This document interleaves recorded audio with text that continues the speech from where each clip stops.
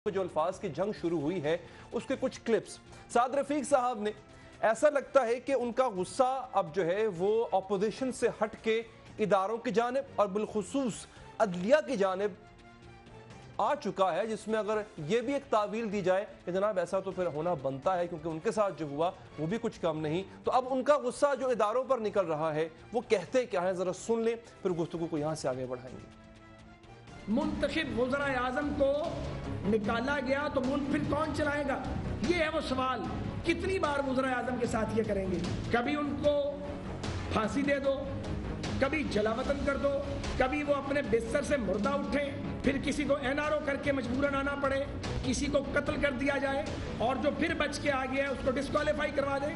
ये क्या तरीका है?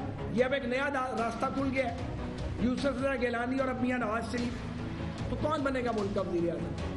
क्या पीसीओ के तहत ओथ लेने वाले जज साहिबान के बारे में सवाल नहीं पूछा जा सकता कि जब आप वो ओथ ले रहे थे तो क्या आप सादिक और अमीन थे, या जो डिक्टेटर मार्शल लॉ लगाते रहे या जो मार्शल लॉ को सपोर्ट करते रहे वो सादिक और अमीन थे? और 62 और 63 मैंने पहले भी कहा था, यकीनन हमारी नालायकी है कि हम नहीं निकाल सके।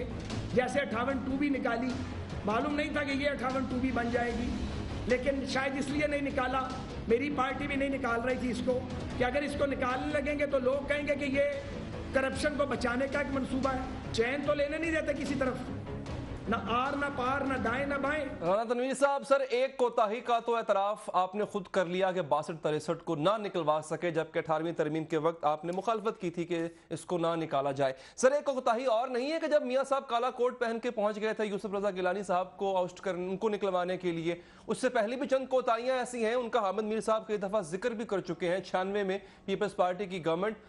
तो ये कोताहियां सर अब जब खुद पर आन पड़ी, तनकीद करने वाले ये कहते हैं कि जब खुद पर तकलीफ आई है, खुद पर आन पड़ी है, तो अब आप आहो बुका कर रहे हैं।